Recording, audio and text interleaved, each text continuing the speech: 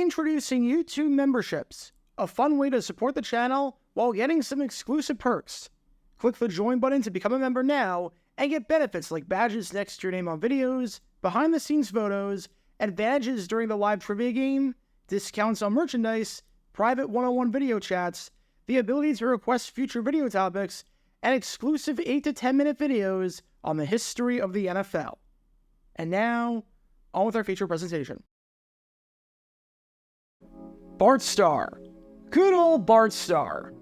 Look, no one's denying the fact that he was an unbelievable quarterback in this league. He's a Hall of Famer for a reason. And the Green Bay Packers dynasty of the 1960s does not happen if it was not for him leading the charge under center. It just doesn't. But just because you're a great player doesn't mean you're cut out to be a great coach. Not everyone can be Mike Ditka or Dick LeBeau, where you're as successful with the clipboard as you were on the field. Because Bart Starr was somehow a coach in this league for 9 years. Bart Starr got an insane leash of a decade as the man in charge of the Green Bay Packers, and he went 52, 76, and 3 over that stretch, winning 40% of his games and never winning more than 8 games in a single season. It is absolutely amazing how this man was in charge of the football team for nearly a decade when you consider how bad he was. There was the time in 1976 during a game against the Oakland Raiders, where in order to have his team prepare for the game and go up against the left-footed kicker that the Raiders had, he had his right-footed kicker try kicking left-footed, which, shocker, led to his own kicker getting injured. You can learn more about that by clicking the card in the upper right corner. There was the time in 1983, during a game on Monday Night Football against the New York Giants, where on 4th and 9 in the fourth quarter, he went for it by calling a running play for some reason, which, shocker, did not work. You can learn more about that by clicking the card in the upper right corner. And then, perhaps most infamously, there was the time in 1980 that he was so furious about his team's performance that he broke out a whip in the team meeting, which, to the surprise of no one, got a ton of backlash from players when you put the context clues together of a white man threatening black players with a freaking whip. Yep, that was a thing that actually happened. You can learn more about that by clicking the card in the upper right corner. And the great thing about Bart Starr as a head coach, with just how bad he was and how in over his head he was, is how much insane content you can get out of it. Seriously, this man was just something else. Each story was crazier than the next. And seeing as the Vikings and Packers are playing each other this week, screw it. This seems like a pretty good time to bust this story out. Because one of the beauties of sports is that there's a winner and a loser. You can play the woulda, coulda, shoulda game all you want, but with very few exceptions, like missing a field goal with no time left or something like that, you can't really say after a game that if you won, the conversation would be entirely different, without sounding like a crazy person. That's just not how this sport works. Well, sure enough, after a 1977 game against the Minnesota Vikings, Green Bay Packers head coach Bart Starr did just that. And the reaction was about what you'd expect. I'll just put it that way. Because this is the story behind one of the stupidest moments in the less than stellar coaching career of Bart Starr. Before I talk about the moment itself and what Bart Starr said, we need some context to not just understand the game that took place, but how Green Bay's season was going, which, spoiler alert, was not very good. It's November 27th, 1977. It's week 11 of the NFL season, and as we're heading down the home stretch in the final year in NFL history with a 14-game calendar, we've got an NFC Central battle on our hands at snowy Lambeau Field between the Minnesota Vikings and the Green Bay Packers. Who doesn't love a good snow game? Now, the good news was that this game had a lot of meaning in the division race, as the Minnesota Vikings entered this one at 6-4. Definitely worse than they were the previous year when they made it to the Super Bowl, but still half a game up on the Chicago Bears for first place in the division. A win here for the Vikings would be absolutely critical, especially seeing as they already lost to Chicago earlier in the season, and have a brutal game against the Oakland Raiders in a Super Bowl rematch coming up. So they need all the wins they can get to win their 5th straight division title. So this game was a really big deal. The bad news was that this meeting in the division race was for one team and for one team only. Because for the Green Bay Packers, this game meant absolutely nothing.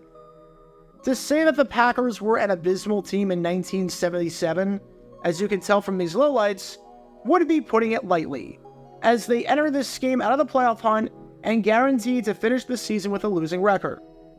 Through 10 games, the Packers found themselves at 2-8, thanks to an absolutely inept offense that couldn't move the ball whatsoever. You can learn more about their offensive struggles by clicking the card in the upper right corner.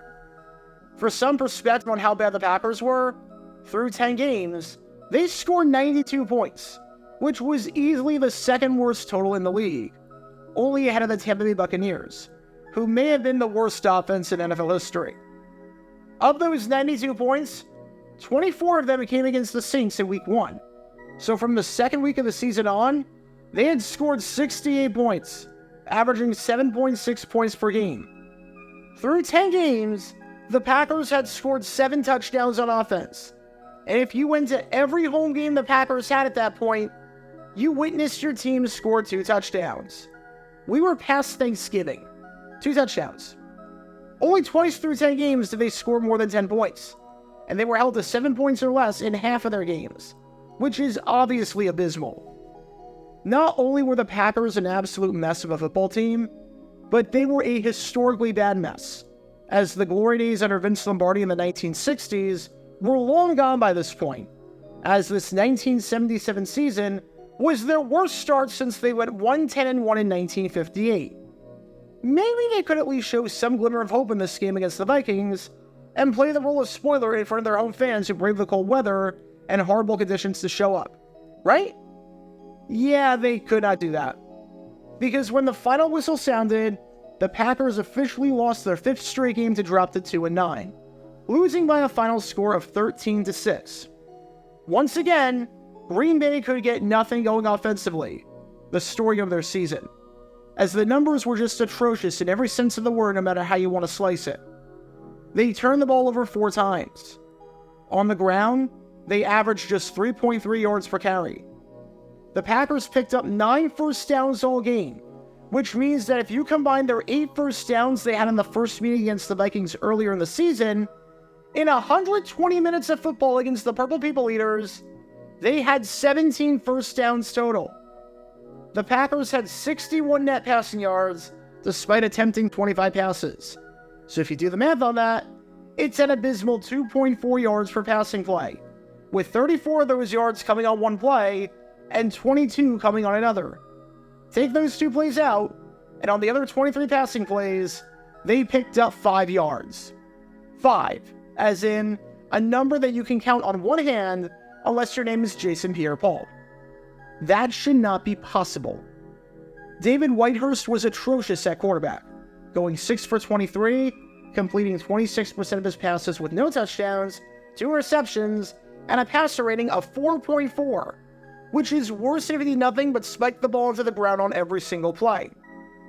And you can't necessarily blame the weather for this one, because on the other side, Vikings quarterback Bob Lee, who you can learn more about by clicking the card in the upper right corner, had a passer rating of 129.2, which is miles better than 4.4. And after scoring in the first quarter, the Packers did not score any points for the final 45 minutes of the game, with the offense just completely stifled once again, thanks in part to 4 turnovers. When you end the game with just 169 yards of total offense, despite calling 57 plays, meaning that you're averaging under 3 yards per play, that is really, really bad. Alright, so this game clearly did not go according to plan. The Packers are now 2-9, they're the worst team in football not named the Buccaneers, their offense is still laughable, they never looked like they had a chance in the world at winning this one, and the season has been a complete and utter disaster. So what did Bart Starr say after this game? Well, folks, you're not going to believe it. Because he said, without any hint of sarcasm or joking whatsoever, that if the Packers won this game, you'd be thinking of this game and this season very differently. I am not kidding. That seems so stupid to believe, But he said that if the Packers won this game, then things would be looking very different right now. Said Starr, we could have won 2 or 3 more ball games that would put us in an entirely different light. If we're sitting here with 4 or 5 victories instead of 2, we're not nearly in as distressed a posture as you would picture us. Had this game against Minnesota been turned around, it would have been like washing clean for a while. If we had won this game against the Vikings, it's a completely different story. I'm sorry, what? Did you seriously just suggest that if you won this game right here, that we'd be looking at this season differently? First off, aside from the fact that saying that is just downright stupid in the first place, you can't say that after a game like this, where you got thoroughly dominated. You never had a chance at winning. You had less than 3 yards per play. 3 out of every 4 passes your quarterback threw hit the ground. You couldn't move the ball if your life depended on it. That's like me, if I'm a Broncos fan, saying right now that if we beat the Dolphins, since we should have won that game because we played better than they did, that we'd be looking at the Broncos season a bit different right now. And we'd be thinking of them as a pretty good team, even though the Broncos lost that game badly and had no business winning. You can't just magically change the results of games to suit your narrative. I can't just say that the Chiefs are a bad football team by saying that if we adjust their win-loss record to 2-5 for no reason, they're bad. That's not how this works. That's not how any of this works. Second off, what the heck kind of statement is that?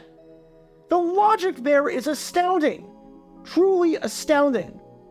It's like if I say that I know my financial situation is pretty bad right now, but if I just found $50,000 off the street, things would be a heck of a lot better. It's like if I say I know my grades are really bad right now, but if I just adjust this F that I have in history to a B, and I take this F I have in math and turn it into an A, we'd be looking at my grades a lot differently. Like, no crap! That's how numbers work! If we change the numbers are different. But guess what? The numbers are what the numbers say they are. They don't lie. And they say that this team is absolutely terrible, can't win games, and that you are a really bad head coach. The numbers say that this has been a rough season, and you can't just change them to fit the narrative. But number 3, what makes this all the more bizarre is that Starr said had the loss to Minnesota been a win, which again, is asinine by itself, but if we just play along with his backwards logic during this game for 1 second, if the Packers won this game, then people would be viewing the season for the Packers a lot differently right now. I can assure you that no, they would not. Let's say you did win this game. Let's say in your fantasy world, you won this game. Alright, guess what? You're still 3-8. You're still well below 500. You're still mathematically eliminated from the playoffs. You've still got the second worst offense in football. And you're still in a horrible position a year after going 5-9 and 2 years after going 4-10. It's not like saying if the Packers won this game and made the playoffs, we'd be looking at this differently. Starr is saying that we'd be viewing the Packers as a 3-8 team differently than a 2-9 team. Which is like saying you praise the student who got a 54 in math versus a 52. That's not how this works. I'm baffled by this logic. To say a quote like this, when you weren't even that close to winning, when your season has been a train wreck, and a win wouldn't change that, and when that's not even close to how this sport works, and how we evaluate success in this sport, is just crazy. Absolutely crazy. After the game between these two teams behind me right here, the good news for the Packers was that they did end the season with a 4-10 record, winning 2 of their final 3 games. Now, that's still really bad. It's actually kind of terrible. But at least they ended it on somewhat of a high note. But really, when you think about it, the Packers in 1977 weren't that bad. Sure, they only won 4 games, but let's say they do win that game against Minnesota. Alright, that's 5 wins. Now, if you do it like elementary school and you round 5 up to 10, all of a sudden, you're looking at a team that's 10-4, wins the division, and makes it to the playoffs, and probably wins the Super Bowl. You know what? Bart Starr might have a point. The Packers weren't that bad in 1977. You just have to flip a few games around to get that through your head. Vince Lombardi once famously said, "Winning isn't everything, it's the only thing." And Bart Starr played under Vince Lombardi, but clearly, Bart Starr thought a bit differently. Because after a 1977 loss to the Vikings, he held a press conference where he essentially said, "Winning isn't everything. Because even when you lose games, if you just flip the losses to wins, then you look at things a lot differently and it's not so bad." Somehow, I don't think that quote is as impactful and is as motivational as Lombardi's. Bart Starr, you were so bad at this. Get your official Jaguar Gear 9 merchandise by going to jj9shop.com, and be sure to like and subscribe, as it really helps the channel out a lot. Join me every Wednesday night where we'll play NFL Trivia for cash prizes at 9 p.m. Eastern over on Twitch. To learn more about the history of college football, subscribe to Jaguar Gator 8. To learn more about the history of Major League Baseball, subscribe to Jaguar Gator 7. Also, special thanks to all of our Patreon supporters for helping out the channel. Your support is greatly appreciated. See how you can become a patron and request future video topics in the description below.